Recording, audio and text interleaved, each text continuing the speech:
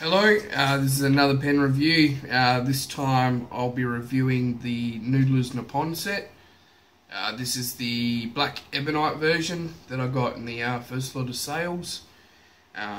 This pen's quite a nice pen, I believe. It's fairly large. The clip is pretty loose, but you know, it's nothing special. This isn't the sort of pen that I would use every day. Something I only bring out specifically for flex writing or a bit of flourishing. You got your silver band in the middle which says Noodlers Inc. Then you take it out. It's fairly basic. You've got a section that tapers down a little bit to stop your fingers, bit of a flare to stop your fingers from coming off the edge and touching the nib. It's got an ebonite feed, as I believe all Noodlers pens do. Then it has the music nib, the 3 tine nib. It's got a wide channel cut in the ebonite feed, obviously to help supply extra ink to it. It's quite an interesting nib. It's got a fair bit of line variation, but you do have to be a bit careful with it. I did, when I first got it, pressed a bit hard, misaligned the nibs, and being 3 nibs, it's a little bit more difficult to get back into line and get writing smooth again. So you do want to make sure you don't overdo it. It's got the typical Noodlers filling mechanism, the plunger. Quite a good system. You get quite a lot of ink filled in here. I think it's a couple of mils, which is quite good. Or if you have the acrylic version, you could probably take this off and fill up the end with it. This being the ebonite version, I'm not real keen on doing that, as I don't believe they're made anymore. You could probably pick up one of these on eBay or somewhere on the net. I don't think there's anyone that's selling them anymore. I believe they all sold out. But they're quite a nice pen. Some dimensions. Capped, it's 152mm. Uncapped, it's 132. Posted, it's a very large pen. It does post well. But that's a very large pen. It's already a fairly decent sized pen without. But capped, it's 179mm.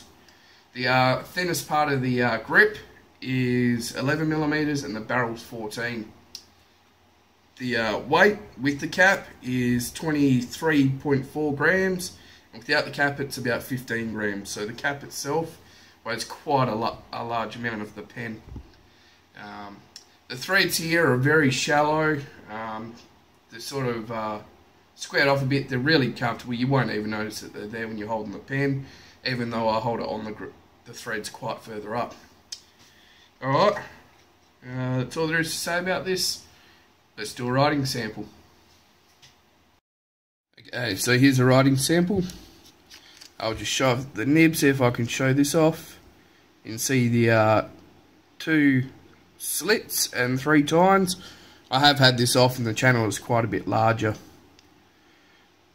It's fairly basic, just says Noodlers down the bottom, and that's about all the writing or flourishing on the nib. Alright, so let's do a writing sample.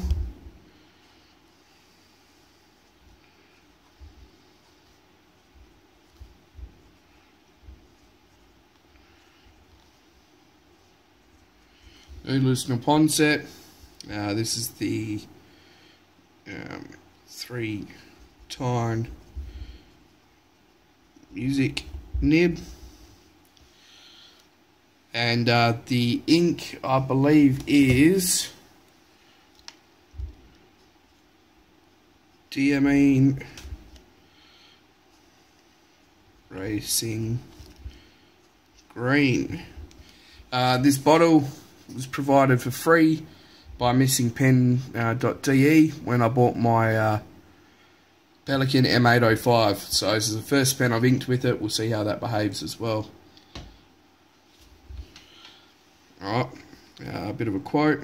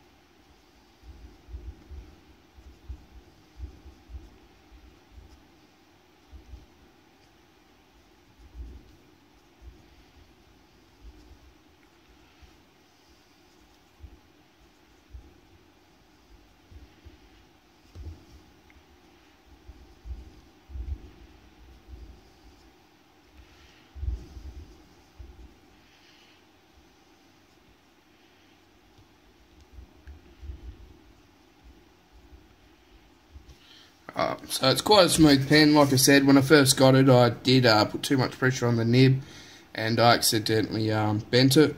I put it back into shape. I haven't had to smooth it out. It's been a fairly nice writing pen. As it writes normally, it would probably write about the same as a Pilot medium, maybe a little bit thinner. That's the Pilot Falcon, so it's a little bit thinner than a Pilot Falcon medium. And yeah, it's quite a nice smooth writing nib when using it normally. And let's show some flex.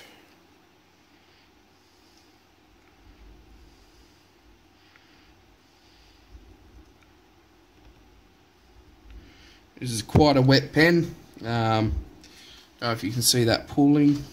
That's quite a lot of ink. I'll put a bit of blotting paper on top.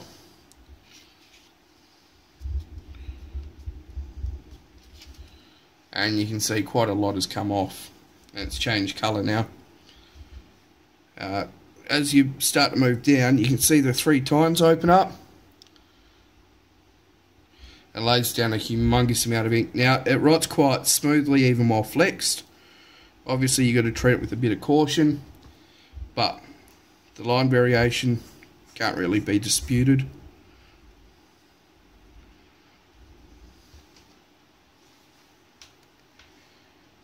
So it's quite a nice pen to write with. I would recommend it as a purchase if you want a flex pen. I didn't have issues with this one too much, like with the Ahabs, where the feed doesn't quite keep up with the flexing of the pen.